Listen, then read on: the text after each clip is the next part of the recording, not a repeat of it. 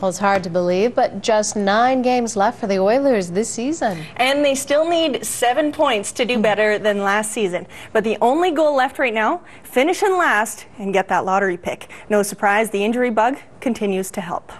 And brought back in. And here is leg one. Slap pass out in front. Erat scores. And how pretty was that? Tic-tac-toe goal by the Preds. A sweet fake on the shot by David Legwan. Martin Erat buries it. 1-0 Nashville. Shortly after that, the home side gets a power play. Sergei Kostitsyn comes right down the pipe, and he finds Patrick Hornquist with a drop pass. Preds lead by 2. To the second, Chris Van de Velde and Hornquist wanting a piece of each other. Meanwhile, Legwan is extending the lead to 3. Halfway mark, Oilers PP Jim Vandermeer's shot sets up the rebound for Jordan Eberle. And that's his 17th goal, 38th point. Now leading only by 3-1. Third period, 3 minutes to go. Oilers desperate for a goal. Pecorine shuts down Alex Giroux and Tom Gilbert. It shows why he's a Vezina Trophy candidate right now. 30 seconds left. Oilers net empty. Erat scores, but it's waved off immediately. Here's what's happening in the corner. Curtis Foster is down. He pivots and he's already off balance when Legwan hits him and he falls awkwardly into the boards. He leaves the game and the Preds take it 3-1.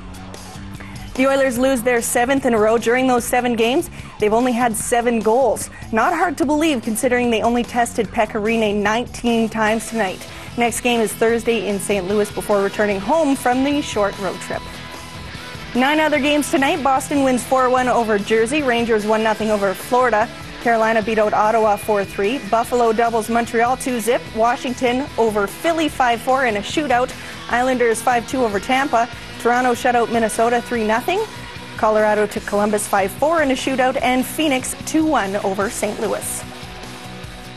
WHL playoffs a day closer. Lots of talk about Red Deer sniper Ryan Nugent-Hopkins, but the Rebels MVP has really been 6'4" goalie Darcy Kemper. The Minnesota Wild draft pick posted a record 13 shutouts this season, but he's never had much success in the playoffs. You have to make sure that you stop at the net and you go in with a presence, and it doesn't matter who you play in the playoffs because, you know, obviously they're going to be trying to get our goaltender off and we're going to try to get their goaltender off. But I didn't know that about Kemper, but that's good information.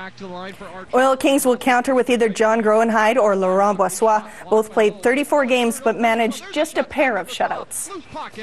Well, we're going to announce that on Wednesday and meet with both kids here tomorrow and talk about it a little bit. And right now we're going to go with the guy that we feel most comfortable with, and so I guess it'll just like Christmas on Wednesday for you. AJHL playoffs in the North Division Final. Spruce Grove takes Fort McMurray 2-1 in Game 3 of the best-of-7 series. The Saints lead the series 3-0. And in the South, Okotoks beat Camrose 5-2. The Oilers lead that series 2-1. With all the moves lately, you'd think the Eskimos were in a rebuild. GM Eric Tillman is a busy man. 9 former starters on the defense are now gone. Is the latest to get cut. The import DT with a flair for celebrating QB sacks spent 4 seasons with the green and gold. Romero was a 2-time All-Star with the Eskies. He follows Mo Lloyd and Kai Ellis, who were also shown the door over the last 6 days. The defensive line for the green and gold will be very different next season. The Eskimos say economics came into play in deciding to cut Romero. Canadian Wheelchair Curling Championships are on ice at the Jasper Place Club. Meantime, on the east side of Edmonton, they're working hard on the hardwood, and you're more than welcome to go for a spin. As Dave Mitchell reports, it's time to give wheelchair basketball a fresh perspective. Okay, this is going to be fun. It's Tuesday night, and David Emersale is looking for a game. It's addictive. It's a great sport. It's really fast. It's different. It's nothing I've ever played before. Because this 23-year-old grew up devoted to football, and he still plays. But when he straps into one of these modified wheelchairs, Emersale admits his game needs a lot of work.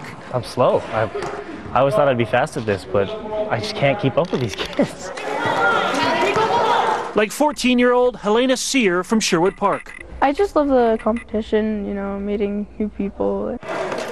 Born with spina bifida, she just cracked our national under-25 squad for the World Championships. Well, I was surprised. Like, I was thinking that more of the older kids would make it, and, well, then me being so young. because even though a few dozen players show up every week for practice, they're intrigued by the game. Former Olympic champion in 2012 London hopeful Ross Norton says, with so many sports open to disabled athletes, nowadays there seems to be 6 or 8 different things that people can play. Nordic skiing, and you've got hand cycling is now a Paralympic sport, curling, sledge hockey, tennis, racing. Recruiting enough talent to fill the court is no simple swish. It's good and bad. It's good that people have the variety of things to choose from. It's bad that we're all competing for that athlete that we want to have to our sport, to ourselves. So the call continues to go out for more athletes like Helena Sear and even David Emersale. I always thought I was an athletic guy, but these guys are just so natural at it. They come down, they jump in a chair. We have multiple empty chairs that are waiting for someone to come put their bum in a chair and try out our game. Any Tuesday or Thursday at the ACT Center at Rundle Park. Dave Mitchell, CTV Sports.